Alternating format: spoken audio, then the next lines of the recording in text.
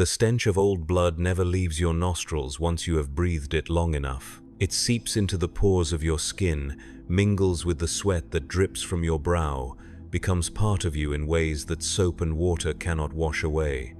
I know this because I have lived with that smell for 3 years, 7 months, and 16 days.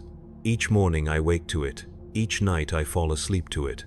It is the perfume of the damned, and I am one of them. My name was Veric Soul. I say was because names like hope are luxuries the pit does not allow. Here, in the festering bowels of Hive Mortius, beneath layers of rust and ruin, I am simply number 749.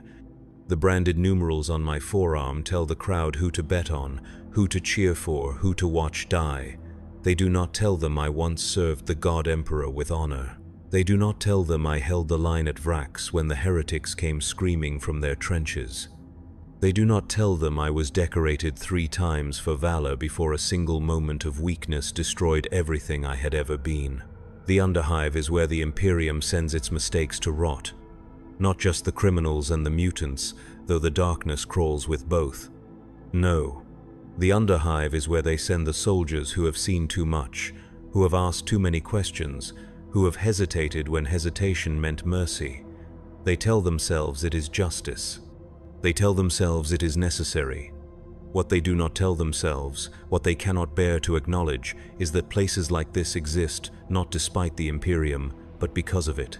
The fighting pit is a circular arena carved from ancient rockreat and reinforced with sheets of corrugated metal. The walls rise 12 meters high, topped with crackling electro-wire that hums with constant menace. The floor is stained dark with the blood of thousands who have died here before me, their final moments reduced to entertainment for the wealthy citizens who descend from the upper levels to watch us tear each other apart. They sit in climate-controlled viewing booths, sipping amasec and placing bets while we bleed for their amusement. The crowds love spectacle. They love watching a man reduced to an animal, watching civilization stripped away layer by layer until only the beast remains. They cheer loudest when bone breaks, when flesh tears, when a fighter's eyes roll back and show only white. They are here to witness degradation, to see their worst fears about humanity confirmed in the most visceral way possible, and we give them what they want because we have no choice. Because the alternative is death by starvation in the cells beneath the pit, because even this mockery of existence is still existence. I have been in 17 fights. I have killed 9 men. I do not sleep well anymore. The pitmasters understand the chemistry of violence better than any apothecary understands healing. They know exactly how much stim to inject into a fighter's bloodstream to make him savage without making him stupid. They know which cocktails of combat drugs will amplify aggression while preserving enough motor control to make the fight entertaining. They know how to push human bodies beyond their natural limits, how to make us faster and stronger and angrier than the Emperor intended us to be. The drugs burn when they hit your veins. They feel like liquid fire coursing through your system, igniting every nerve ending and turning your vision sharp as a lasgun sight. Your heart pounds like an artillery barrage, and your muscles flood with unnatural strength. The pain of old wounds disappears. The fear of death becomes a distant whisper. All that remains is the desire to hurt, to break, to destroy anything that moves in front of you. But the drugs are not the worst part. The worst part is how good they make you feel. My cell is 2 meters by 3 meters of rusted metal and despair. The walls weep condensation that smells of industrial coolant and human waste. A narrow cot occupies one wall, its thin mattress stained with substances I prefer not to identify. A metal bucket serves as both toilet and wash basin. The only light comes from a flickering luminator that casts everything in sickly amber hues. I share this space with Korgoth, a former gang enforcer whose left arm was replaced with a crude mechanical prosthetic after he lost the original to a chain axe during his 3rd fight. The augmetic is a primitive thing, all grinding gears and exposed hydraulics, but it hits like a power maul when he closes his fist. Korgoth does not speak much, none of us do. Words are another luxury the pit strips away. When you know that tomorrow you might be forced to kill the man sleeping 3 meters away from you, conversation becomes an exercise in futility. The feeding schedule is designed to keep us weak enough to control but strong enough to fight. Thin gruel twice a day, protein bars that taste like sawdust, water that carries the metallic tang of recycling filters, just enough to survive, just enough to hate. The pitmasters know that hungry fighters are desperate fighters, and desperate fighters put on the best show. Between meals, we wait. We pace the narrow confines of our cells like caged animals, which is exactly what we have become. We listen to the sounds of the pit through the thin walls, the roar of crowds, the clash of weapons, the screams of the dying. Sometimes the screams last for hours, echoing through the corridors until they become part of the architecture itself. I try not to think about my former life, about the regiment that cast me out, about the family I will never see again. Those memories are poison here. They make you weak. They make you hesitate. In the pit, hesitation is death, and death is the only escape that does not require permission. The fight announcements come at random intervals through crackling Vox speakers mounted in the corridor walls. A mechanized voice, stripped of all emotion, calls out numbers. When your number is called, you have 10 minutes to prepare yourself, 10 minutes to wrap your hands, to stretch muscles that ache from sleeping on metal, to swallow the fear that rises in your throat like bile. I have learned to recognize the sounds different types of fights make. The quick, brutal exchanges when blade meets blade. The longer, grinding matches when two augmented fighters try to pulverize each other into submission. The sickening wet sounds when someone with claws faces someone without them. Each type of violence has its own rhythm, its own musical signature of pain. The worst sounds are the ones that stop too suddenly. Those mean someone died faster than the crowd wanted. When that happens, the pitmasters punish the survivor by withholding food or water. They want us to understand that our purpose is not simply to win, but to entertain. We are performers in a theater of cruelty, and like all performers, we must give the audience what they came to see. My first fight was against a mutant whose face had melted into a mass of scar tissue and exposed bone. His arms were too long for his body and ended in claws that gleamed like polished metal. The crowd cheered when they saw him, not because they expected him to win, but because they knew his appearance would terrify me. They wanted to watch a former Imperial Guardsman soil himself in fear before being torn apart by something that belonged in the darkest nightmares of mankind. But I did not soil myself. I did not scream. I remembered my training, remembered the lessons drilled into me during years of service to the throne. I waited for him to charge, stepped aside at the last moment, and drove my fist into his throat hard enough to crush his windpipe. He died choking on his own blood while the crowd booed their disappointment. The pitmaster was furious. He had expected a spectacle and received only efficiency. That night, they doubled my drug dosage for the next fight to ensure I would be more aggressive, more entertaining. They wanted to see me become the animal they believed I was beneath the surface. The second fight lasted longer. My opponent was another former guardsman, a man whose eyes held the same hollow emptiness I saw in my own reflection. We circled each other for nearly 10 minutes, neither wanting to engage, both knowing that only one of us would walk away. The crowd grew restless. They began throwing refuse into the pit. Eventually, the pitmaster activated the shock collars we all wear. The electrical current drove us to our knees, then forced us to fight or die from the pain. I broke his jaw with my first punch and his ribs with my second. He managed to open a cut above my eye before I got my hands around his throat. I squeezed until I felt his neck bones separate, then held on longer to make sure he was dead. When I released him, his body fell to the stained sand with a sound like dropping meat. The crowd cheered. They had finally seen what they came for. After the fight, as I walked back to my cell with fresh blood on my hands and stims still burning through my system, I realized something had changed inside me. The man who had hesitated to execute a wounded heretic on Vrax, the man whose moment of mercy had condemned him to this place, was gone. In his place stood something harder, something that understood the mathematics of survival in their most basic terms. Kill or be killed, entertain or starve. Become what they want you to be, or die being yourself. I chose to live. Emperor, forgive me. I chose to live. The medical bay of the fighting pit exists not to heal, but to ensure the damaged can fight again. The servitor surgeons work with mechanical precision, stitching wounds closed with thread that feels like wire, injecting pain suppressors that last just long enough to get you back in the ring. They do not care about your comfort or your long-term health. They care only that you can stand, that you can swing a weapon, that you can bleed for the entertainment of others. My third fight was against Brass Knuckles Molech, a former gang leader whose hands had been replaced with crude metal prosthetics studded with spikes. Each finger was a weapon, each punch a potential death sentence.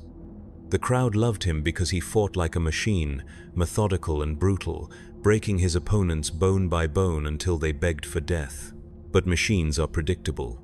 I had learned this during my time in the Guard, fighting the heretic constructs that plagued the border worlds. Machines follow patterns. They rely on programming rather than intuition. Molech was strong and fast, but he fought the same way every time. Duck left, strike right, repeat until the enemy stops moving. I let him think he was winning for the first 5 minutes of our bout. I absorbed his punches, felt the metal spikes tear through my skin, let the blood flow freely to satisfy the crowd's thirst for spectacle. When he grew confident, when he began to showboat for the audience, I broke his pattern. I moved right instead of left, caught his arm at the elbow, and snapped it backwards until the bone pierced through his skin. He screamed. The crowd cheered. I drove my knee into his face and felt his nose shatter like cheap glass. The victory earned me better rations for a week and a cell to myself. Small rewards, but in the pit, small victories are the only kind available. I used the solitude to plan, to think, to remember who I had been before this place began its slow work of transformation. But those memories felt increasingly distant, like stories someone had told me about another person's life. The pitmasters had been watching me closely since my third win. They saw potential in my ability to give the crowd what it wanted while still surviving.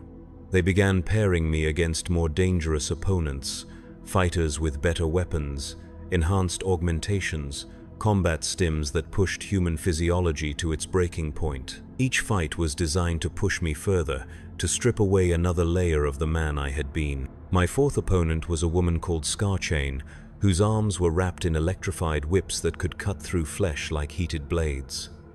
She moved like a dancer, graceful and deadly, turning violence into an art form that mesmerized the crowd. Watching her fight was like watching a predator at play, beautiful and terrible in equal measure. The electro whips left burn marks across my chest and back, thin lines of charred flesh that bled freely onto the sand. Every time she struck, the electrical current sent spasms through my muscles, making coordination difficult, making every movement an exercise in willpower. But pain is a teacher, and I had learned its lessons well. I waited for her to overextend, to commit fully to an attack that left her momentarily vulnerable. When the opportunity came, I grabbed one of her whips with my bare hand, accepting the electrical burn, and used it to pull her within reach. My other fist caught her in the throat before she could react. She died quickly, but the crowd had seen enough artistry in her fighting style to forgive the abbreviated ending. By my seventh fight, I no longer recognized my own reflection. The drugs they pumped into my system before each bout had begun to leave permanent marks on my physiology. My muscles had grown dense and corded, my reflexes sharpened beyond normal human limits. My eyes had developed a predatory focus that never entirely faded between fights. I was becoming something more and less than human simultaneously. The crowd had begun to recognize me as well. They chanted my number when I entered the ring, not out of affection but out of appreciation for the violence they knew I would deliver. I had earned a reputation for creative brutality, for finding new ways to break the human body, for turning murder into performance art that satisfied their deepest hungers. Fight 8 was against a cyber-enhanced former arbitrator whose limbs had been replaced with weaponized augmentations. His left arm ended in a rotating saw blade, his right in a multi-barreled stubber that fired flechette rounds designed to cause maximum tissue damage. The crowd expected a quick execution, a demonstration of superior firepower overwhelming primitive flesh. But I had learned to move differently by then. The drugs had taught my nervous system to process information at an accelerated rate, to see patterns in movement that normal humans missed. I could anticipate where his weapons would be before he moved them, could find the gaps in his augmented reflexes that biological instinct had once filled. I came at him low and fast, staying beneath the arc of his saw blade, forcing him to fire his stubber into the arena walls instead of my body. When I reached him, I drove both fists into his torso hard enough to cave in his ribcage. The augmentations kept him alive longer than flesh would have, but eventually, even machines break when subjected to sufficient force. The crowd's approval had become like another drug in my system. Their cheers fed something dark that had taken root in my chest, something that whispered that this was what I had been meant for all along. Not defending the Imperium, not dying for the Emperor's glory, but killing for the entertainment of those who had never held a weapon or felt the weight of duty. They wanted to see civilization stripped away, to watch a man become a monster, and I was giving them exactly what they desired. Between fights, I began to understand the economics of the pit. The wealthy visitors from the upper hive placed enormous bets on the outcomes, but the real money flowed through the illegal stim trade and the sale of fight recordings to other worlds. We were not just entertainment. We were commodities being harvested for profit. Our violence was packaged and distributed across the galaxy, spreading the infection of degradation to places that had never seen the inside of an underhive. The pitmasters encouraged rivalries between fighters because personal animosity made for better spectacle. They would tell one fighter that another had spoken poorly of him, or arrange for food to be stolen, or promise rewards that would go only to whoever could deliver the most brutal victory. They understood that men who hate each other fight with a passion that drugs alone cannot replicate. But some of us began to see through their manipulations.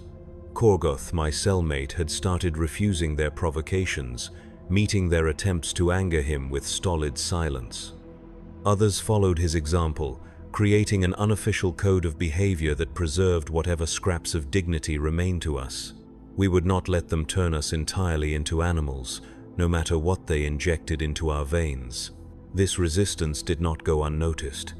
The pitmasters began segregating the defiant ones, placing them in smaller cells, reducing their rations, pairing them against the most dangerous opponents available. They wanted to break us individually since they could not corrupt us collectively. They wanted to prove that their vision of humanity was the correct one, that beneath the surface, we were all savage beasts, waiting for the right circumstances to emerge. My ninth fight was against Grimdark, a former penal legionnaire whose face had been rebuilt with metal plates and servo skulls embedded in his skull. The augmentations allowed him to interface directly with weapon systems, turning him into a living artillery platform that could coordinate fire with inhuman precision. The crowd loved him because he represented the marriage of flesh and machine, the future of human evolution in their eyes. But I had fought alongside men like Krell during my service. I knew the weaknesses of over-augmentation, the way replacing flesh with metal created new vulnerabilities even as it eliminated old ones. Servo skulls required maintenance. Metal plates could be dented. Interfaces could be disrupted by sufficient electrical interference. I spent the first minutes of our fight dodging his fire, staying mobile, forcing him to track my movements while I studied his patterns. When I identified the weak points in his augmentations, I struck with surgical precision. A punch to the servo skull mounting knocked his targeting systems offline. A kick to his knee joint bent the metal reinforcement just enough to limit his mobility. Once he was compromised, finishing him became simply a matter of persistence. The crowd's reaction to my victory was different this time. Where once they had cheered for blood and spectacle, now they seemed to appreciate the technical skill involved in dismantling a superior opponent through knowledge and patience. I had evolved from simple entertainer to artisan of violence, and they recognized the distinction. But recognition came with a price. The more skilled I became, the more dangerous my opponents grew. The pitmasters were running out of conventional fighters who could challenge me, which meant they would soon begin introducing truly exotic threats. Xenos creatures captured from border worlds. Daemon-touched abominations from chaos cults, things that existed outside the normal parameters of human combat entirely. I tried not to think about what I would become when forced to fight such beings. The man I had been would have died rather than consort with the alien and the heretical. But that man was dead already, killed slowly by drugs and violence and the gradual erosion of every principle he had once held sacred. What remained was something more practical, more adaptable, more willing to do whatever survival required. The other fighters had begun to look at me differently as well, some with respect for my skill, others with the kind of fear normally reserved for predators too dangerous to approach. I had become something they recognized but could not name, a hybrid of soldier and savage that operated according to rules they did not understand. Korgoth was the first to put it into words. We were lying on our cots after the evening meal, listening to the distant sounds of another fight echoing through the corridor walls, when he spoke into the darkness. "You are not one of us anymore," he said quietly. "You are something else." I wanted to argue with him, to insist that I was still the same man who had been condemned to this place 3 years ago, but the words would not come because we both knew they would be lies. The pit had done its work too well. It had taken a failed guardsman and forged him into exactly what the Imperium claimed it needed: a weapon without conscience, a killer without restraint, a man who could watch civilization burn and feel nothing but professional interest. The realization should have horrified me. Instead, it felt like coming home. The morning of my 10th fight arrived with the same mechanical precision as all the others, but something in the air felt different. The usual pre-combat stims burned more intensely in my veins. The crowd's roar carried a note of anticipation that set my teeth on edge, and the pitmasters moved with the careful urgency of men preparing for something special. They had been building toward this moment for months, I realized. Every victory, every display of calculated brutality, every evolution in my fighting technique had been leading to this culmination. Fight 10 was not just another bout. It was a graduation ceremony, a final examination in the mathematics of violence that would determine whether I had truly been transformed or merely trained. My opponent emerged from the far entrance like a nightmare given flesh. They called him the Bone Sculptor, though I doubted that had ever been his real name. Half his body was original human anatomy, scarred and twisted by decades of combat. The other half was a Baroque fusion of metal and bone, augmentations that had been grown rather than installed, creating a symbiosis between organic and artificial that made him look like a walking blasphemy against the human form. His left arm had been replaced with what appeared to be the limb of some massive arthropod, complete with chitinous plates and joints that bent in directions human anatomy had never intended. His skull had been opened and fitted with additional lobes of brain tissue, grey matter from sources I preferred not to contemplate, giving him a cranium that bulged obscenely above his eyes. When he walked, his feet made clicking sounds against the arena floor, talons scraping stone with each step. The crowd loved him instantly. He represented everything they had come to see distilled into its purest form. The complete abandonment of human limitations, the embrace of whatever modifications were necessary to achieve victory. He was what they imagined themselves becoming if they possessed the courage to undergo such transformation, though courage had nothing to do with it.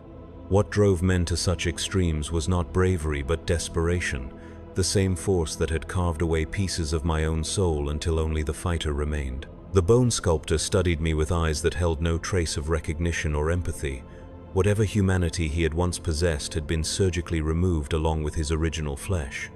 He saw me not as another person condemned to this place, but as raw material to be reshaped according to his artistic vision. The crowd had come to watch him work, to see him practice his craft on living canvas. But I had learned to see beyond the surface modifications, to identify the patterns that lay beneath biological and mechanical augmentation alike. The Bone Sculptor was impressive, but he was also unbalanced. The additional brain tissue made him unpredictable but not necessarily smarter. The arthropod limb gave him reach and power at the cost of precision. He was a masterwork of body modification that had been built for intimidation rather than efficiency. The fight began without ceremony. The bone sculptor came at me with the confidence of something that had never met its equal, his augmented limb sweeping through the air in arcs designed to bisect anything they encountered.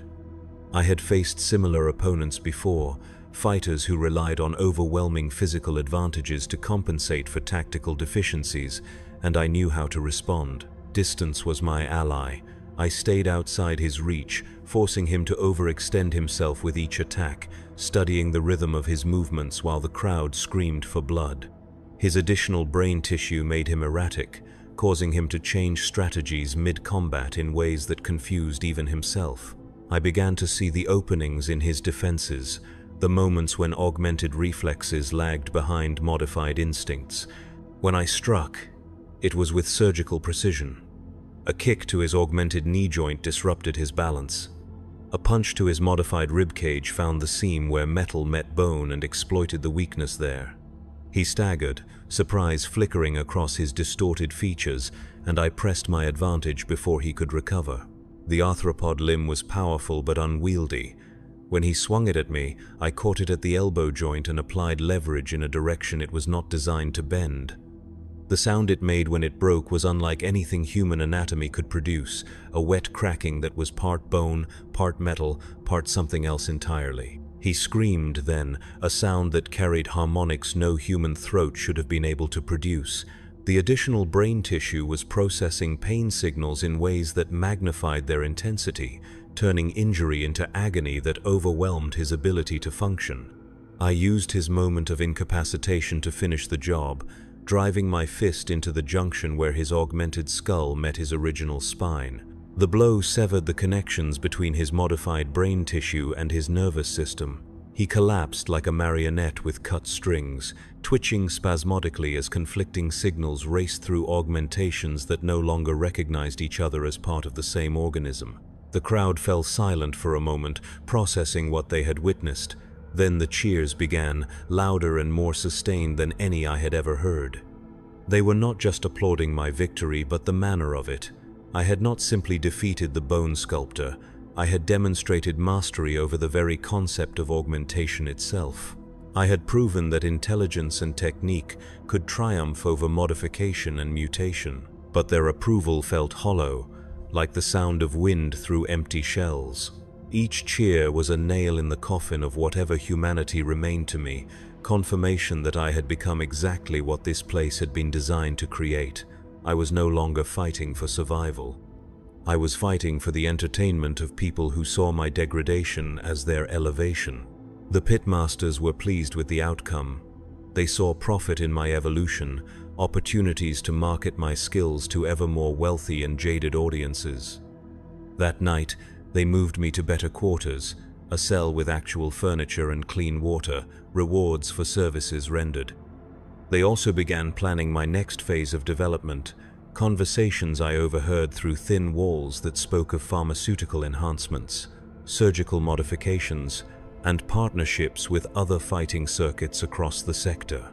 I was valuable now, a proven commodity that generated consistent returns on investment. They spoke of me the way military planners discussed weapons systems, evaluating my capabilities and potential upgrades with clinical detachment. I had become a thing rather than a person, property rather than prisoner. Sleep came difficultly that night. The stims they had used for Fight 10 were more potent than previous cocktails, designed to push human physiology beyond normal limits while maintaining the cognitive function necessary for complex combat. My nervous system felt like exposed wire, hypersensitive to every sound and vibration in the underhive around me, but it was not the drugs that kept me awake. It was the realization that I enjoyed what I had become. The weeks following my victory over the bone sculptor brought changes to my routine. Better food, longer rest periods, access to training equipment that had been denied to less successful fighters. The pitmasters were investing in my continued development, preparing me for opponents and opportunities that required more than simple survival instinct. They also began introducing me to the social aspects of the fighting circuit, the network of wealthy patrons and criminal organizations that funded operations like this one across the sector. I was paraded before potential sponsors like a prize animal, demonstration of what money and chemistry could accomplish when applied to human raw material with sufficient ruthlessness. The patrons were everything I had expected them to be. Soft men and women who had never held weapons, who had never felt the weight of duty or the sting of failure, who saw violence as entertainment because they had never experienced it as necessity. They spoke of the fighters as if we were livestock, evaluating our breeding potential and discussing modifications that might improve our performance.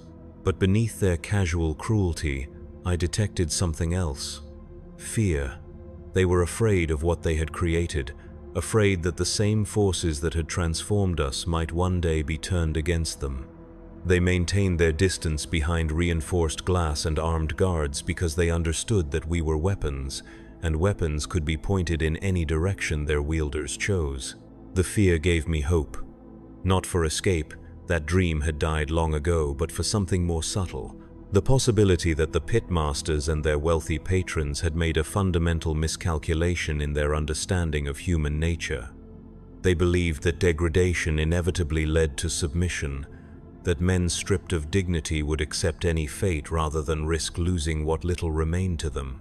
But they had forgotten that stripped to its essence, humanity was not civilized or submissive or grateful. Humanity was adaptable. It could learn new rules, adopt new values, develop new loyalties. It could become something entirely different while retaining the capacity to choose its own direction. I began to watch my fellow fighters more carefully, looking for signs of similar evolution. Some had been broken beyond repair, reduced to reflexive violence that responded only to immediate stimuli. Others maintained fragments of their original personalities, islands of self in oceans of programmed aggression. A few, like Korgoth, had achieved a kind of equilibrium between what they had been and what they were being forced to become. It was among this last group that I detected the stirrings of something the pitmasters had not anticipated, not rebellion, which would have been crushed immediately, but adaptation. We were learning to exist within their system while maintaining our own values, our own goals, our own vision of what we might become. The idea took root slowly, growing in the spaces between fights, nurtured by conversations held in whispers during feeding times. What if we were not victims of this place, but students? What if the pitmasters were not our captors, but our unwitting teachers? What if the skills they were forcing us to develop could be turned to purposes they had never imagined? My 11th fight was against a former space marine whose gene seed had been corrupted by exposure to chaos energies. The augmentations that had once made him superhuman now made him monstrous, his enhanced physiology warped into something that retained all the strength of the Adeptus Astartes while abandoning their discipline and honor. He moved like a living tank, unstoppable force that pulverized everything in its path. But corruption carries its own weaknesses. The chaos taint that had enhanced his physical capabilities had also damaged his tactical reasoning, reducing him to a creature of pure aggression without strategy or patience. He was stronger than me, faster than me, more durable than anything I had ever faced, but he was also predictable in ways that pure humanity never was. I spent the first half of our bout simply staying alive, absorbing punishment while studying his patterns, learning the rhythm of his attacks. When I finally saw an opening, I exploited it with everything I had learned during my time in the pit. Not strength against strength, which would have been suicide, but intelligence against instinct, planning against impulse, humanity against the absence of it. The victory cost me 3 broken ribs and a concussion that left me unconscious for 6 hours, but it established something important. I had defeated a corrupted space marine through skill and determination rather than augmentation or chemical enhancement. I had proven that the human spirit, properly trained and directed, could overcome advantages that seemed insurmountable. The crowd's reaction was different this time. They cheered, but beneath the approval I detected something else: unease. They had come to see monsters fight monsters, not to watch humanity triumph over post-human abomination. My victory raised questions they did not want to answer about the nature of strength and the source of courage. But the pitmasters saw only opportunity. They began planning matches that would showcase my ability to defeat augmented opponents, marketing me as the ultimate expression of human potential rather than its degradation. They were blind to the implications of their own success, unable to see that they were creating something beyond their control or comprehension. In my cell that night, as I lay on clean sheets and ate food that actually tasted like food, I began to plan for the future. Not escape, which remained impossible, but evolution. If I was to be their weapon, I would be a weapon with its own agenda. If I was to be their monster, I would be a monster that chose its own targets. The pit had taught me to kill efficiently and without remorse. The crowds had taught me to recognize the fears that drove civilized people to seek such entertainment. The patrons had taught me to identify the weaknesses that wealth and privilege created in those who possessed them. I was no longer the failed guardsman who had hesitated to execute a wounded heretic. I was something new, something that had learned to use the tools of degradation for purposes of elevation. The pitmasters thought they were creating entertainment. Instead, they were forging revolution. But revolutions require more than individual excellence.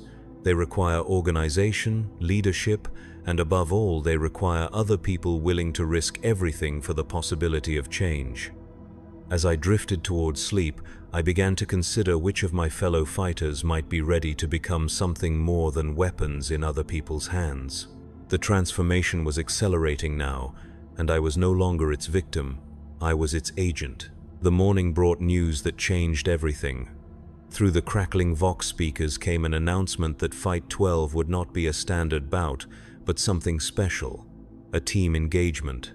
3 fighters working together against a single opponent, broadcast live to audiences across 7 sectors, with betting pools that reached into the billions of thrones. My teammates were revealed as the announcements continued.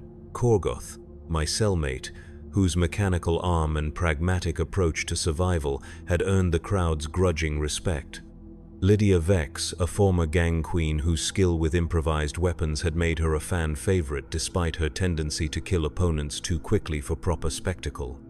Together, we represented different approaches to the same fundamental challenge: how to remain human while excelling at inhuman tasks.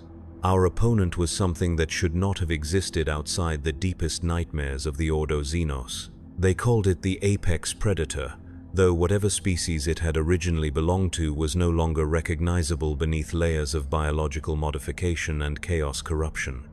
It stood 4 meters tall when fully upright, but its spine could compress and extend like a serpent's, allowing it to move through spaces that should have been too small to accommodate its bulk.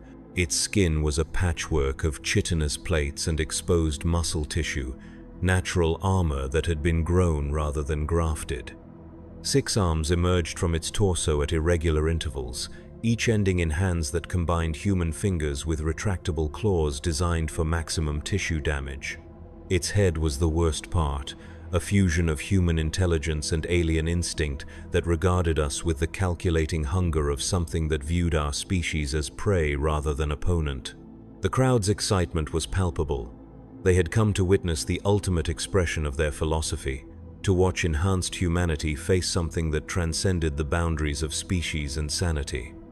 They wanted to see us tested against a foe that represented pure predation, stripped of moral consideration or strategic restraint. But as I studied our opponent during the pre-fight inspection, I began to see opportunities within the apparent impossibility of our situation.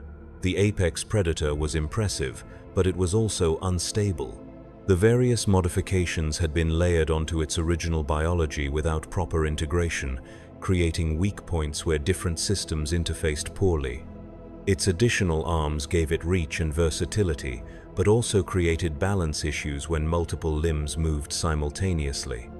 Most importantly, its hybrid nature meant it operated according to conflicting instincts that could be exploited by opponents who understood both human psychology and Xenos behavior patterns. "It moves like it is fighting internal battles," Commorragh observed quietly as we prepared our equipment. "Multiple nervous systems not properly synchronized." Lydia nodded, her experienced eye cataloging the creature's capabilities. 6 arms means 6 different attack vectors, but also 6 different things to coordinate. In gang fights, the ones who try to do everything at once usually end up doing nothing well. I appreciated their analysis because it confirmed my own assessment. We were not facing a perfectly engineered killing machine, but rather a collection of deadly components that had been assembled without sufficient consideration for how they would work together. Our enemy was powerful, but power without coordination was simply chaos wearing an impressive disguise. The arena had been modified for this special event. Additional viewing platforms had been installed to accommodate the larger crowd, their occupants representing the cream of Hive Mortius society. Tech adepts recorded everything from multiple angles, ensuring that our performance would be preserved and distributed to fighting circuits throughout the sector. The electromagnetic barriers around the fighting floor had been reinforced, recognition that something inside might prove too dangerous to contain with standard measures. As we entered the arena, the crowd's roar washed over us like a physical force. They had come to witness history, to see whether human cooperation could triumph over individual monstrosity, or whether the future belonged to those willing to abandon every limitation in pursuit of power. We represented their fears about maintaining humanity in a galaxy that rewarded its abandonment. The apex predator emerged from its holding pen with the fluid grace of something that had been designed by nightmares. Its 6 arms moved independently, each testing the air for scents and vibrations that might indicate threat or opportunity. When it saw us, all of its disparate components suddenly focused with the intensity of a lasgun sight. Whatever intelligences inhabited its modified brain, they agreed that we represented obstacles to be eliminated rather than opponents to be defeated. "Stay mobile," I told my teammates as we spread into our planned formation. "It cannot track all of us simultaneously if we keep moving and force it to choose targets." The fight began with characteristic abruptness. One moment we were sizing each other up across the blood-stained sand. The next, the apex predator was in motion, its serpentine spine compressing and extending like a living spring that launched it across the arena with inhuman speed. 4 of its arms reached for Commorragh, who dove sideways just as claws swept through the space his head had occupied. Lydia struck first, a shard of sharpened metal spinning from her hand to embed itself in the creature's flank. The wound bled freely, proving that whatever modifications it had undergone, it remained vulnerable to physical damage. But the injury also triggered something in its nervous system, a cascade of chemical responses that flooded its bloodstream with combat stimulants and rage enhancers. Its movements became faster, more erratic, driven by artificial fury that overrode whatever tactical planning it might have possessed. This was what I had been waiting for. In its enhanced state, it was more dangerous but also more predictable, operating on instinct rather than strategy. I came at it from its blind side, targeting the junction where its original spine met the modified vertebrae. The blow landed with satisfying force, disrupting nerve signals between its brain and body just long enough for Commorragh to close distance and drive his mechanical fist into its solar plexus. The creature staggered, momentarily overwhelmed by conflicting pain signals from multiple nervous systems. Its 6 arms flailed independently, striking at targets that existed only in the damaged perceptions of its hybrid consciousness. We pressed our advantage, working together with the coordination of soldiers who had learned to trust each other's capabilities. But the apex predator was learning too.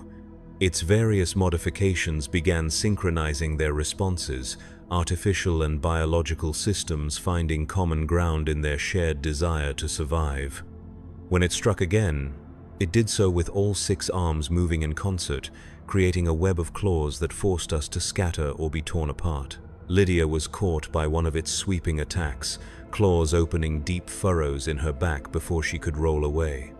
The sight of her blood triggered another chemical cascade in the creature's system, this one flooding it with predatory satisfaction that made its movements more focused and deliberate.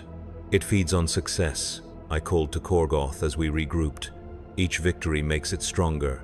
"Then we do not let it win anymore," he replied, and charged directly at the creature's center mass. His mechanical arm caught one of its claws mid-strike, hydraulics whining as augmented strength met biological enhancement. For a moment they were locked in a contest of pure force, metal against chitin, human determination against alien hunger.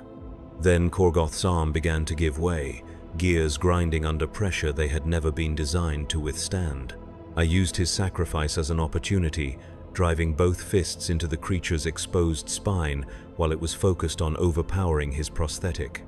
The impact severed connections between its various nervous systems, causing its attacks to lose coordination once again. Its enhanced strength worked against it now, different limbs pulling in opposite directions as confused signals raced through damaged neural pathways.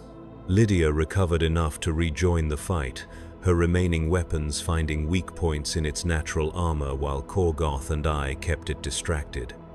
She moved like a dancer, flowing around its attacks while her blades opened arteries that painted the arena floor with alien blood. Each wound reduced its capabilities, biological systems shutting down as they lost the resources necessary to maintain their enhanced functions. The crowd's excitement had reached a fever pitch.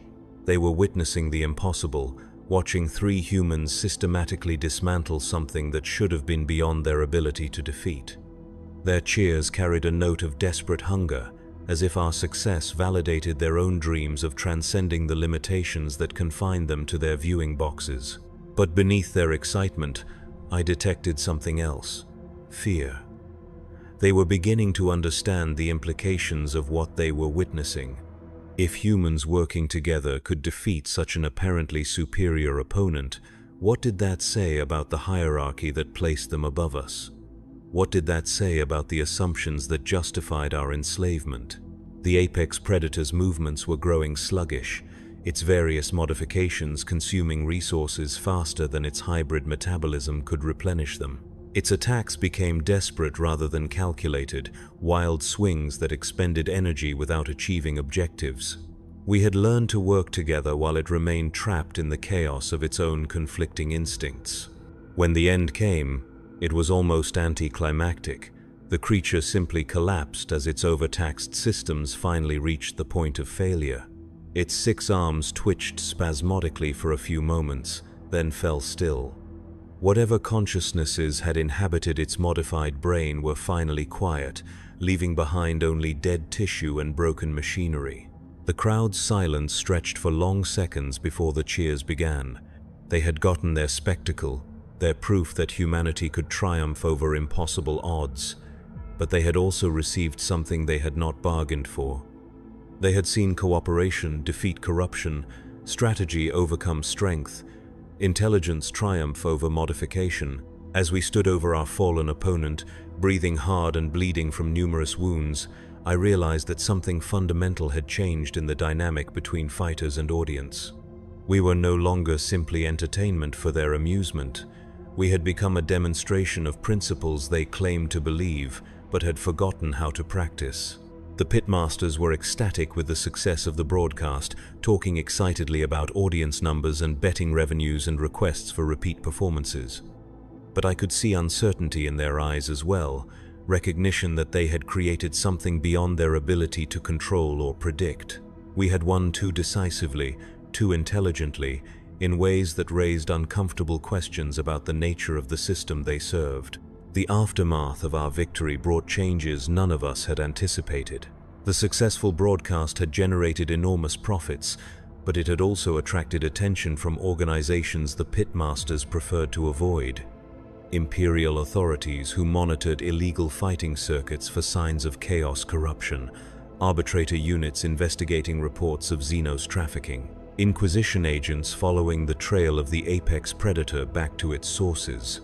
Within days, our enhanced quarters were visited by men in unmarked clothing who asked questions about what we had faced and how we had defeated it. Their interest was not academic.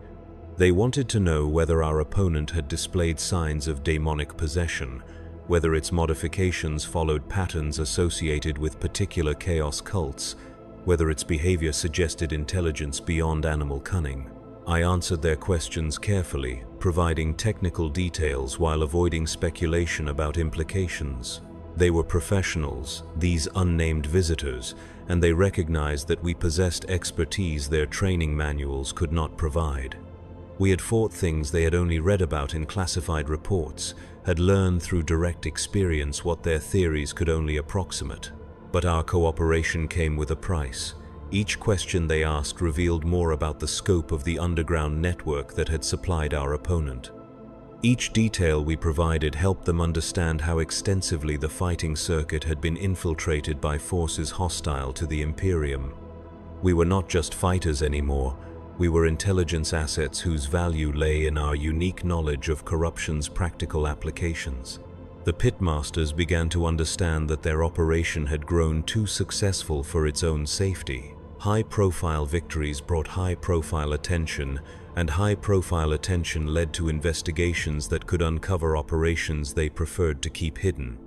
They needed to reduce our visibility while maintaining our profitability, a challenge that required careful balance between exploitation and discretion. Their solution was elegant in its simplicity. Rather than continuing to showcase us in broadcast events, they would loan us out to private clients for specialized demonstrations.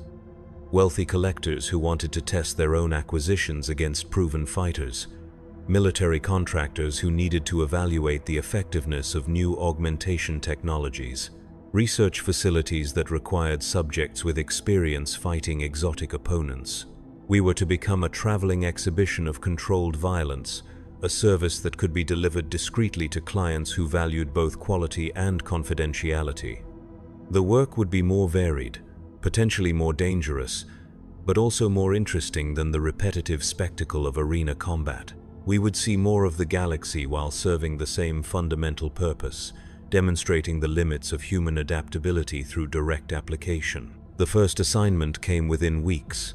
A rogue trader named Castellan Voss had acquired something during his explorations of the Ghoul stars, something that required evaluation by experienced fighters before he decided whether to sell it to the highest bidder or dispose of it as too dangerous to preserve. His vessel, the Righteous Prophet, would transport us to a private facility where the testing could be conducted without interference. Korgoth, Lydia, and I were loaded into a cargo hold that had been converted into temporary quarters for the journey.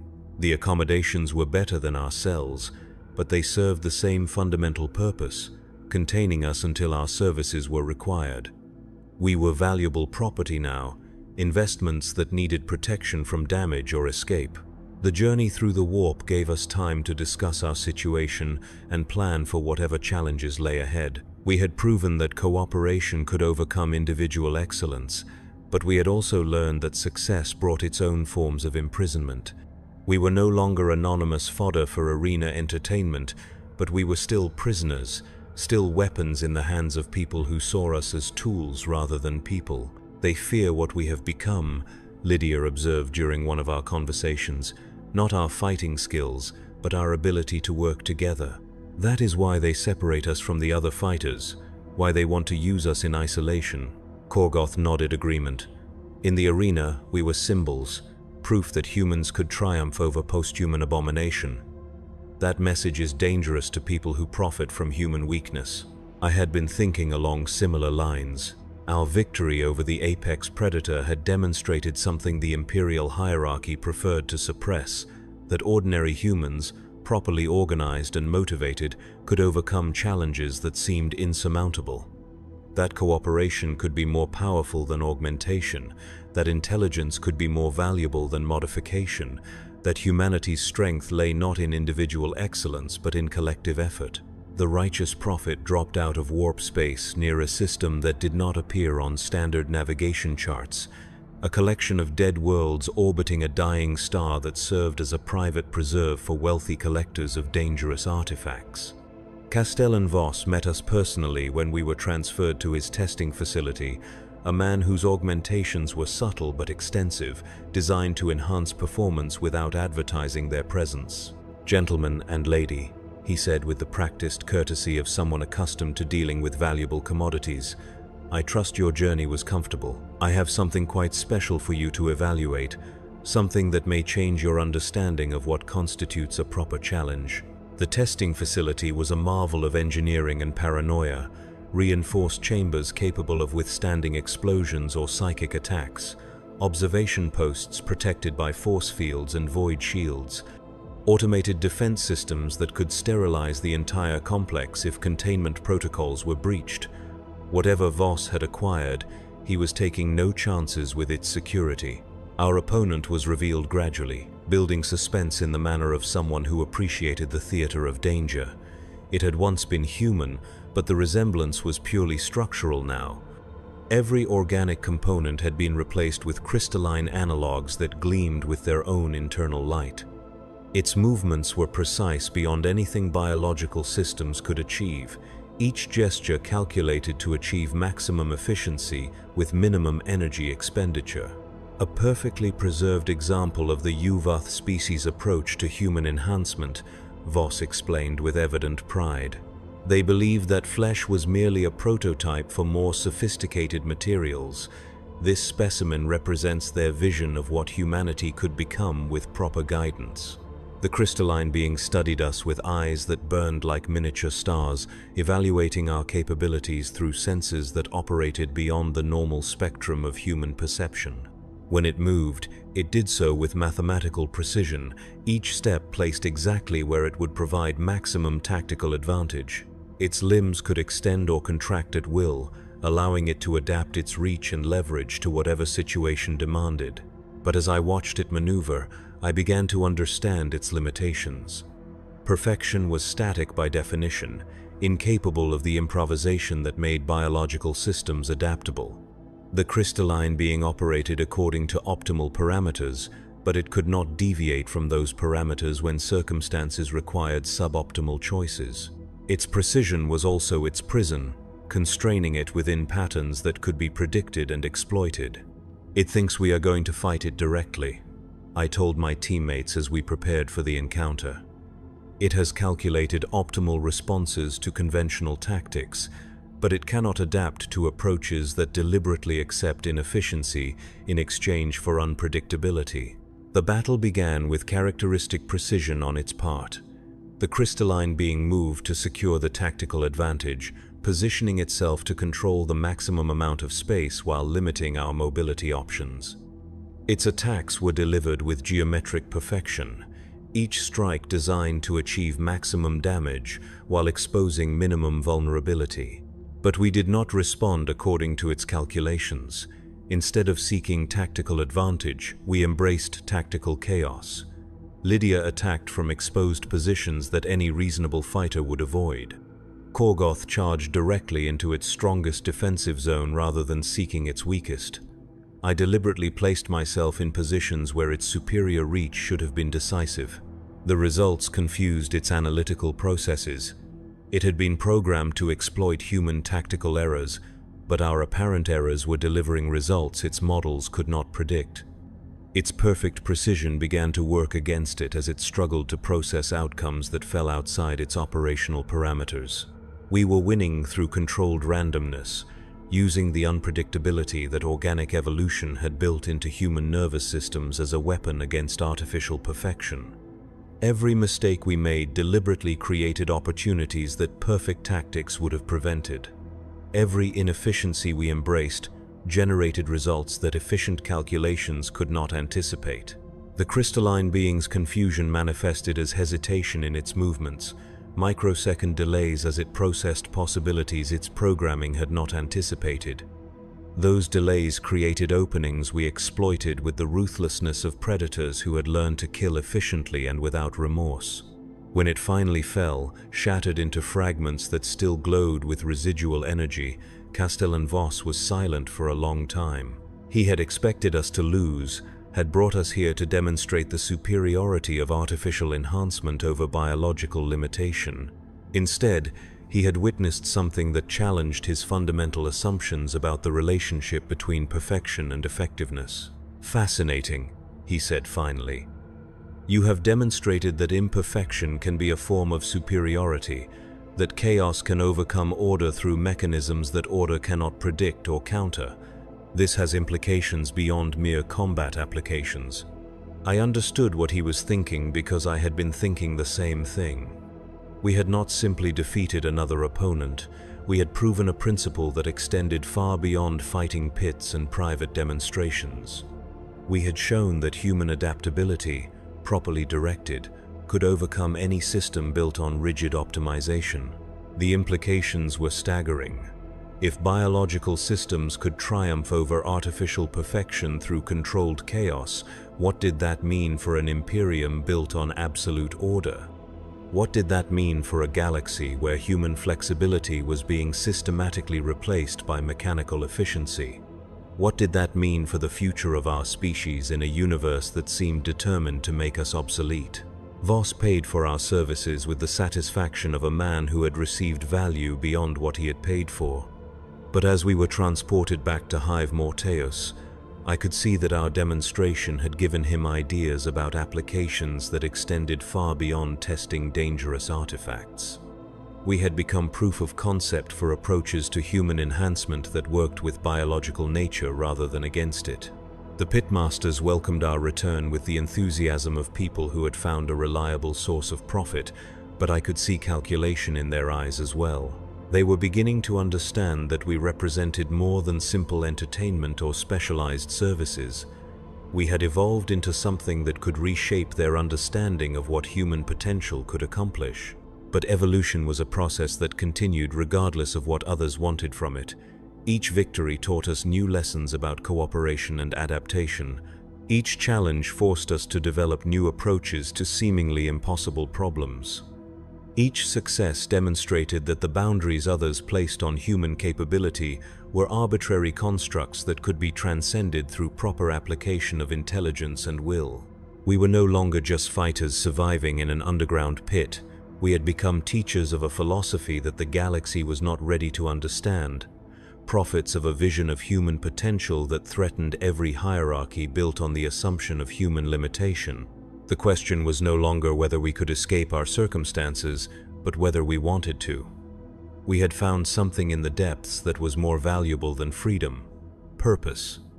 We had discovered that our degradation was actually elevation, that our imprisonment was actually education, that our transformation was actually revolution. The months that followed brought a succession of private contracts that took us to worlds whose names were classified beyond standard security clearances, corporate research facilities testing the limits of human enhancement, military installations evaluating new weapons against proven opponents, archaeological expeditions requiring security specialists with experience fighting xenoform threats. Each assignment taught us something new about the galaxy's hidden infrastructure and our place within it. We learned that the underground fighting circuits were merely the visible surface of a vast network dedicated to human experimentation and development. Beneath the spectacle and betting pools lay a systematic effort to discover the ultimate expression of human potential, using methods too extreme for official sanction but too valuable to abandon entirely. We were not victims of this system but products of it, successful examples of what controlled adversity could accomplish when applied with sufficient precision. The realization came gradually, assembled from fragments of overheard conversations and half-glimpsed documents during our travels.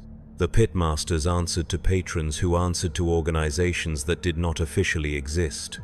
The wealthy spectators who bet on our fights were also investors funding research into human enhancement technologies that would eventually be deployed on scales too large to imagine. Our degradation in the arenas was generating data that would shape the future of our species in ways none of us could have predicted. But knowledge brought its own form of power. Understanding the scope of the system allowed us to see our place within it more clearly, to identify opportunities for influence that had been invisible when we believed ourselves to be merely victims. We were not just research subjects, we were successful research subjects, proof that their methods could produce results that exceeded their most optimistic projections. Our success gave us leverage, the ability to make demands and set conditions for our continued cooperation. When Castell and Voss requested our services for another evaluation, we negotiated terms that included access to information about our previous opponents and the sources from which they had been acquired. When military contractors wanted to test their latest augmentation technologies, we insisted on briefings about the strategic applications they were intended for. Each negotiation taught us more about the networks we served and the purposes our victories advanced. Each demand we made and received demonstrated that we had evolved beyond simple commodities into partners in enterprises whose scope spanned star systems. We were still prisoners, but we had become prisoners whose opinions mattered, whose expertise was valued, whose continued loyalty required careful management. Lydia was the first to articulate what we were all beginning to understand. "We are not fighting for our freedom anymore," she said during one of our planning sessions. "We are fighting to determine what freedom means." The observation was accurate in ways that extended beyond our immediate circumstances. Our victories had proven that human potential could exceed any limitation when properly motivated and directed. Our cooperation had demonstrated that collective effort could overcome individual excellence, regardless of how extensively that excellence had been enhanced. Our success had shown that the future belonged not to post-human transcendence, but to human adaptation. But adaptation required direction, purpose, goals that extended beyond mere survival.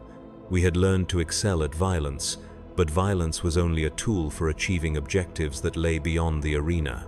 The question was what those objectives should be, what vision of humanity's future was worth fighting for, what legacy we wanted our transformation to create. The answer came during our 17th assignment, a contract that took us to a forge world where Adeptus Mechanicus researchers were attempting to create perfect fusion between human consciousness and machine intelligence. The project had been running for decades, consuming resources and test subjects at rates that would have been scandalous if they had been publicly known. Our role was to evaluate their latest prototype against standards established by our previous victories.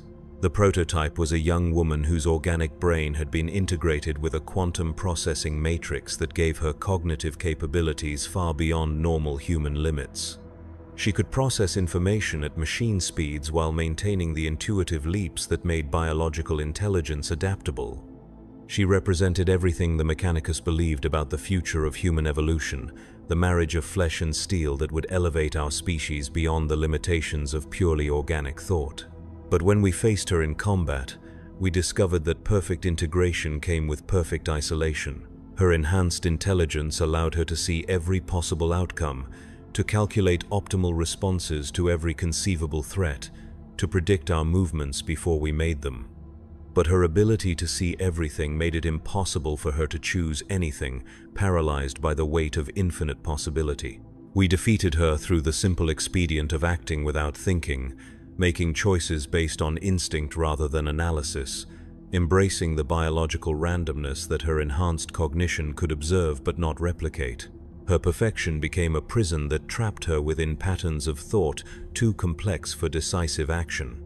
As she lay defeated on the testing chamber floor, her augmented eyes still processing possibilities that would never be realized, I understood what we had really been fighting all along.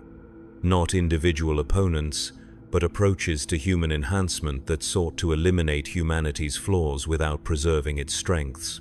Every victory had been a vote against perfectibility, a demonstration that adaptation was more valuable than optimization.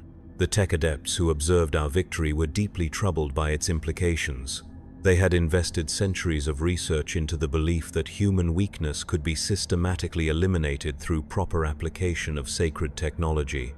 Our success suggested that weakness was actually strength, that the flaws they sought to correct were features that made adaptation possible. But their disturbance was nothing compared to what we felt.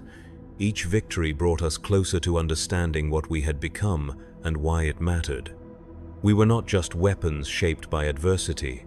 We were advocates for a vision of humanity that preserved its essential characteristics while expanding its capabilities. We were proof that human potential could be developed without abandoning human nature. The implications extended far beyond individual enhancement technologies. If biological systems could consistently outperform artificial ones through controlled chaos and adaptive thinking, what did that mean for an imperium increasingly dependent on standardization and mechanical precision? What did that mean for humanity's future in a galaxy where every other species sought transcendence through the abandonment of their origins? We were living proof that transcendence could be achieved through enhancement rather than replacement, that humanity's greatest strength lay not in becoming something else but in becoming more perfectly itself. Every fight had been a lesson in this philosophy, every victory a demonstration of its validity.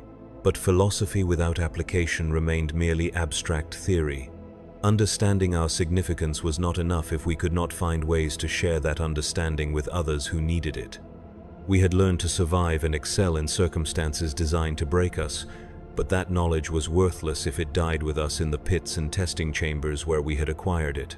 The solution came from an unexpected source. Commorragh had been maintaining correspondence with other fighters across the network, using coded messages embedded in routine reports to share information and coordinate activities. What had begun as simple communication had evolved into something resembling an organization, a loose confederation of enhanced humans who shared similar experiences and drew similar conclusions from them. "We are not alone," he told us one evening as we prepared for another assignment. "There are others like us, in different places, serving different masters, but learning the same lessons. They are beginning to understand what we understand, to see what we see." The network was small but growing, connected by shared experience rather than formal structure. Enhanced fighters who had learned to work together. Military specialists who had discovered the power of adaptive thinking. Research subjects who had proven the superiority of biological systems over artificial ones.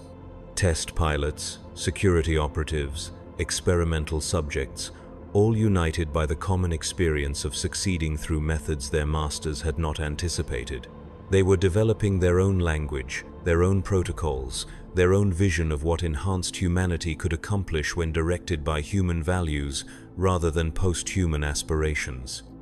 They were becoming what we had become, advocates for an approach to transcendence that preserved rather than discarded the characteristics that made transcendence worthwhile. But networks, even informal ones, attracted attention from organizations dedicated to preventing unauthorized coordination among valuable assets. Our communications were being monitored, our activities analyzed for signs of sedition or conspiracy. The same intelligence apparatus that had originally investigated the fighting circuits was now focusing on us, recognizing that we represented a potential threat to the systems we served. The irony was perfect in its symmetry. We had been created to demonstrate human superiority over post-human enhancement, to prove that biological adaptation could overcome artificial optimization. Our success at that task had made us too dangerous to ignore, too valuable to eliminate, too important to trust with the freedom to choose our own applications. We were trapped by our own excellence, prisoners of the success that had been meant to liberate us. But imprisonment, as we had learned, was just another form of education. Each restriction taught us something new about the systems that constrained us. Each limitation revealed new opportunities for influence and development. The final lesson was beginning to take shape in my mind, the culmination of everything we had learned during our years in the pits and testing chambers. We had been shaped into weapons, but weapons could choose their own targets. We had been developed into tools, but tools could be used for purposes their creators never imagined. We had been transformed into something beyond normal humanity, but that transformation had taught us what normal humanity was capable of becoming. The assignment that changed everything came disguised as routine evaluation work. A xenoarchaeologist named Dr. Meridian Voss, no relation to Castellan Voss despite the shared surname, had discovered ruins on a dead world at the galaxy's edge. The structures contained technology that defied classification, systems that seemed to respond to human presence in ways that suggested intelligence without consciousness, purpose without direction. Initial exploration teams had reported equipment failures and psychological effects that prevented thorough investigation. Dr. Voss required security specialists with experience handling exotic threats, individuals capable of maintaining operational effectiveness in environments that challenged conventional understanding of reality itself. We accepted the contract because it offered something our previous assignments had lacked: genuine mystery. After years of fighting enhanced humans and artificial constructs, The prospect of encountering something truly alien appealed to our desire for challenges that could not be solved through applied violence alone. The journey to the dig site took us further from the Imperium's center than we had ever traveled, through sectors where Imperial authority existed more in theory than practice. The worlds we passed showed signs of ancient civilizations that had risen and fallen long before humanity reached the stars. Monuments to species whose names had been forgotten by history, but whose achievements still shaped the galaxy's structure. Dr. Voss met us at the orbital station that served as base camp for the expedition. She was younger than I had expected, with the kind of intense focus that came from spending years pursuing answers to questions most people could not even formulate. Her interest in the ruins was academic, but her need for our services was entirely practical. The structures respond to human neural activity, she explained as we reviewed survey data and preliminary exploration reports. Not in ways we understand, but consistently enough to suggest intentional design. Previous teams have reported sensory distortions, temporal displacement effects, and psychological phenomena that seem tailored to human perception. The ruins themselves defied easy description. They rose from the planet's surface like crystalline growths, organic in appearance but geometric in structure, following architectural principles that human minds found difficult to process. The material they were built from registered as multiple substances simultaneously, stone and metal and something else that analysis equipment could not identify. Inside, the structures were even more disturbing. Corridors that led in directions not accounted for by external geometry. Chambers whose dimensions changed depending on how they were observed. Surfaces that reflected light in patterns that conveyed information without forming recognizable symbols or images. Our first encounter with the ruins' active systems occurred within hours of entering the main complex. Korgoth's mechanical arm began responding to signals that had no identifiable source, its crude servos moving with precision that exceeded their design specifications. Lydia reported sensory experiences that corresponded to no external stimuli, visions of places and events that felt more real than memory. I felt the effects most strongly in my nervous system, the same pathways that had been modified by years of combat stims and enhancement drugs suddenly carrying signals they had never been designed to process. The ruins were interfacing with our augmentations, not overriding them but cooperating with them in ways that suggested understanding of human enhancement technologies. It knows what we are, I realized as we pressed deeper into the complex. It recognizes the modifications we have undergone, the ways we have been changed from baseline human. Dr. Voss was fascinated by this development, recognizing implications that extended far beyond archaeological significance. The structures were built by a species that understood human potential, that designed systems capable of responding to enhanced rather than baseline human consciousness. They were waiting for us to become what we have become. The deeper chambers contained what could only be described as educational facilities, spaces designed to teach rather than simply store information. The lessons they offered were not delivered through conventional means, but through direct interface with enhanced nervous systems, experiences that bypassed conscious thought and operated at the level of instinctive understanding. We learned about adaptation as a fundamental force in galactic evolution, about the ways different species had transcended their origins while preserving their essential characteristics. We discovered that enhancement was not unique to humanity, that every successful species had found ways to exceed their biological limitations without abandoning their biological nature. Most importantly, we learned that we were not unique in our conclusions about the relationship between cooperation and individual excellence. Every species that had achieved true transcendence had done so through collective effort, through the synthesis of individual capabilities into something greater than their sum. The ruins were monuments to that principle, demonstrations of what became possible when enhancement served unity rather than division. The beings who had built this place had faced choices similar to those confronting humanity, decisions about whether to pursue perfection through replacement or development through enhancement. They had chosen enhancement, but not the kind that discarded imperfection in pursuit of optimization. They had chosen enhancement that preserved randomness, that celebrated chaos as a source of creativity, that understood adaptation as an ongoing process rather than a destination to be reached. Their legacy was embedded in the structure itself, lessons about transcendence that could only be understood by minds that had already begun the process of transformation. We were qualified to receive their teaching not because we were perfect, but because we were perfectly imperfect, enhanced in ways that preserved rather than eliminated the characteristics that made enhancement worthwhile. The experience lasted for subjective hours but occupied only minutes of real time, information transferred through methods that human science could not replicate but human consciousness could process. When it was over, we understood things about our own development that years of analysis had not revealed, saw patterns in our transformation that connected us to evolutionary processes spanning geological ages. Dr. Voss was ecstatic with the data we had gathered, recognizing that our experience represented the most significant xenoarchaeological discovery in Imperial history. But she was also troubled by its implications, understanding that information of this magnitude would attract attention from organizations that preferred such knowledge to remain buried. "This changes everything we thought we knew about human potential," she said as we prepared to leave the ruins. "It proves that enhancement is not deviation from natural development, but acceleration of it. It demonstrates that cooperation is not just a survival strategy, but the fundamental mechanism through which consciousness transcends its limitations." The return journey gave us time to process what we had learned and plan for what would come next. The ruins had confirmed our instinctive understanding of our own significance, had validated the philosophy we had developed through trial and error in the pits and testing chambers. We were not aberrations or accidents, but representatives of humanity's natural evolutionary trajectory, examples of what our species could become when enhancement served adaptation rather than replacement.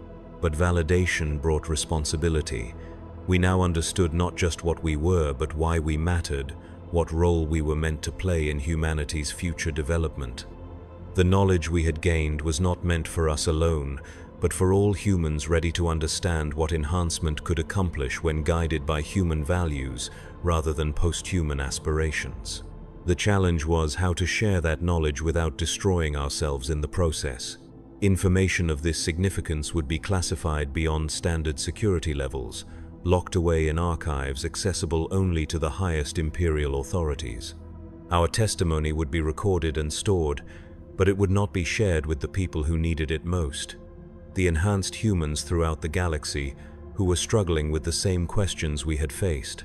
The solution came from Commorragh, whose network of contacts had grown during our travels to include individuals in positions to influence information distribution. "We do not need to convince the authorities," he pointed out. "We need to convince the people who work for them, who implement their policies, who decide what information is important enough to preserve." The plan that emerged was elegant in its simplicity. Rather than attempting to challenge the system that contained us, we would work within it to ensure that our discoveries reached the people who could benefit from them. Enhanced humans in research facilities, military specialists in training programs, test subjects in experimental protocols, all connected through informal networks that paralleled official channels.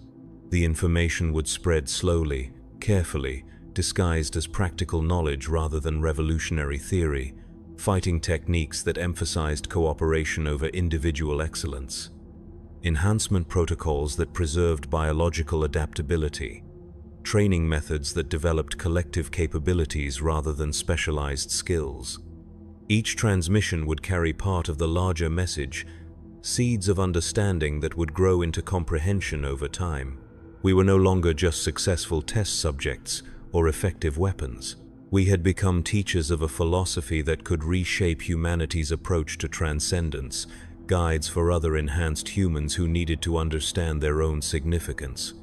The pits had transformed us into warriors, but the ruins had transformed us into something more important, prophets of human potential.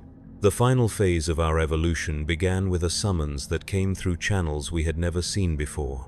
Not from pitmasters or private contractors, but from an organization that identified itself only through symbols that predated the current imperial hierarchy.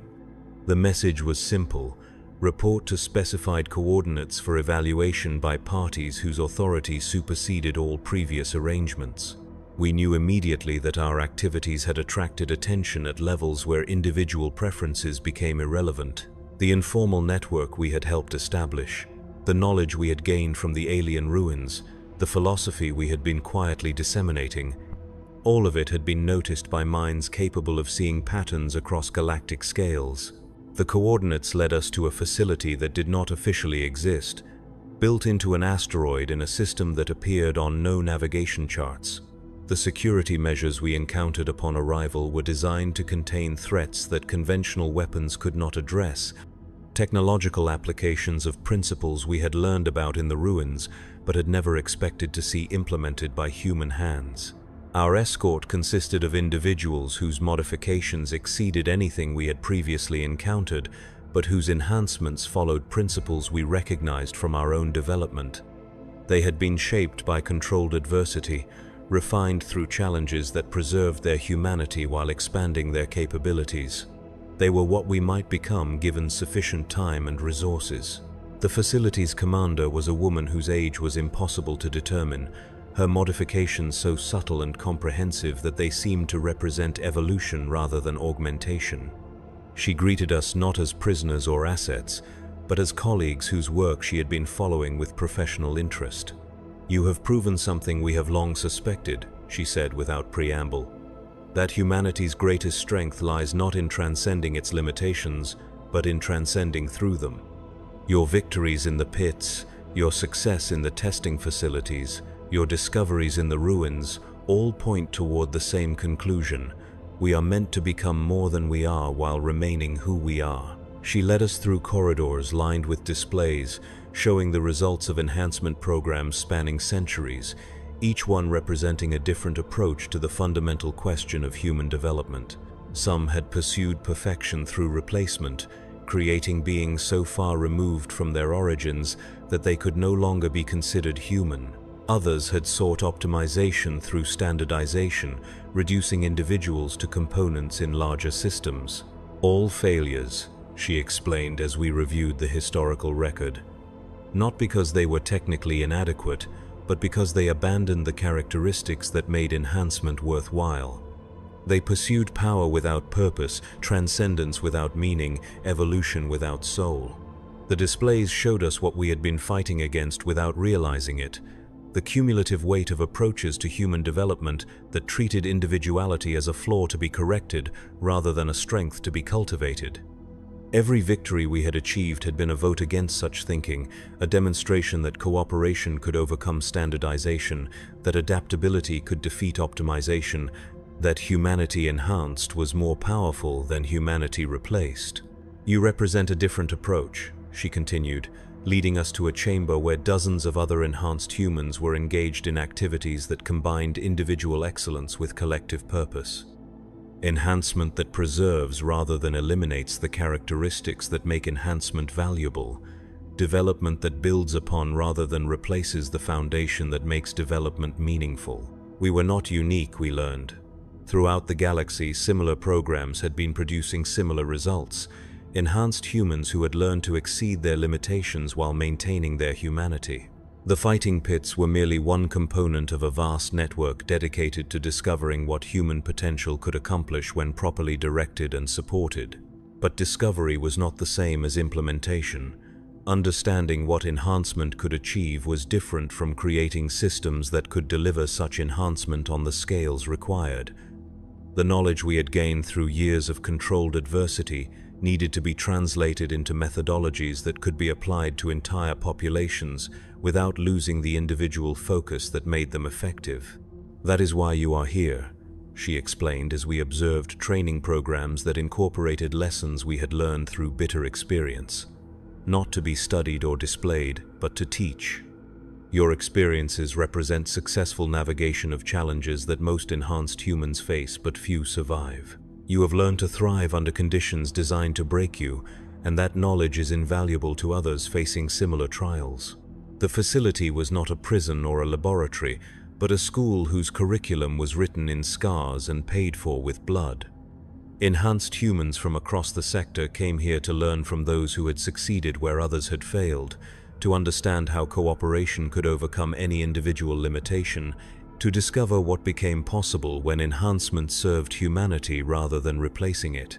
Our new role was that of instructors in a philosophy that could not be taught through lectures or demonstrations, but only through shared experience of overcoming impossible odds through collective effort.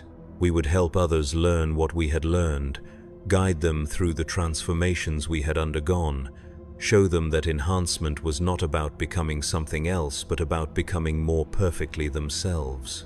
The work was harder than anything we had done in the pits, requiring patience and insight rather than speed and violence. Each student brought their own history of modifications and traumas, their own understanding of what enhancement meant and what it had cost them. Our job was to help them see that their sacrifices had not been meaningless, that their transformation had prepared them for purposes larger than individual survival. But the most important lesson we taught was the one we had learned in the alien ruins, that humanity's path to transcendence lay not through the abandonment of human nature, but through its full realization. Every species that had achieved true greatness had done so by becoming more perfectly itself, by finding ways to exceed their limitations while preserving their essential characteristics. Years passed in this work, seasons of teaching and learning that seemed to compress time into moments of shared understanding. We watched former pit fighters become philosophers, enhanced soldiers become teachers, modified test subjects become guides for others facing similar transformations. The network we had helped establish grew into something resembling a movement, united not by ideology but by shared experience of transcendence achieved through rather than despite human nature. The final revelation came during a gathering of senior instructors, a meeting called to discuss the long-term implications of our work and its relationship to humanity's future in a galaxy increasingly hostile to unenhanced human life. The question on everyone's mind was whether our approach to enhancement could be scaled up to planetary or even sector-wide populations without losing the individual focus that made it effective. The answer was provided by our commander, whose own enhancement had progressed to levels that allowed her to perceive patterns spanning centuries of human development. "We are not preparing individuals for enhancement," she explained. "We are preparing enhancement for individuals. The methodologies we have developed here will eventually be applied to entire populations, but only when those populations have developed the cultural and social structures necessary to support such transformation. Our work was not an end in itself, but preparation for a larger transformation that would reshape humanity's relationship to its own potential. The enhanced humans we were training would become the cadre that guided this process, ensuring that expansion preserved the principles we had learned through individual struggle and collective achievement. I understood then what we had really become during our years in the pits and testing chambers. Not victims of a system designed to break us, but pioneers of a system designed to elevate humanity beyond its current limitations while preserving the characteristics that made such elevation meaningful. Our degradation had been the price of education, our imprisonment the cost of wisdom, our transformation the foundation of revolution. The pitmasters had believed they were creating entertainment, but they had actually been conducting research into the fundamental nature of human resilience. The wealthy patrons had thought they were purchasing spectacle, but they had actually been funding the development of methodologies that would eventually transform their entire civilization. The testing facilities had imagined they were evaluating weapons, but they had actually been discovering the keys to humanity's future. We had won more than fights. We had won the right to determine what victory meant.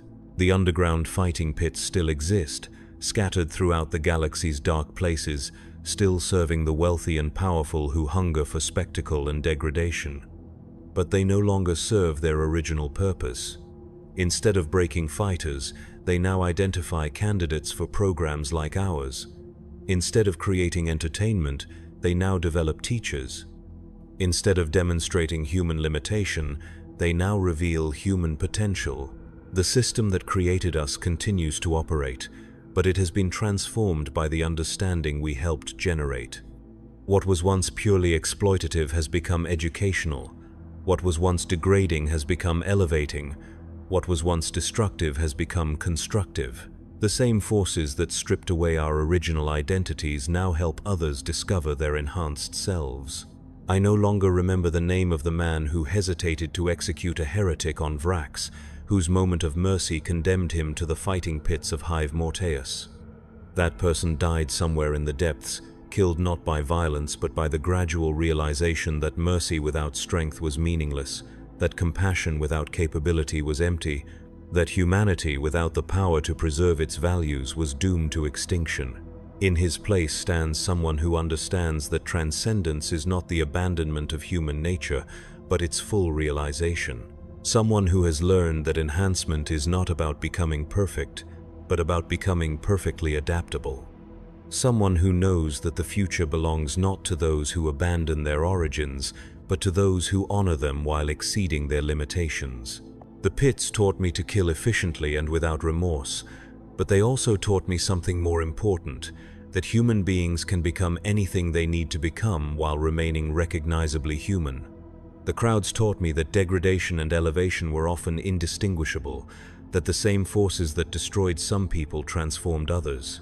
The patrons taught me that power without purpose was empty, that strength without direction was meaningless.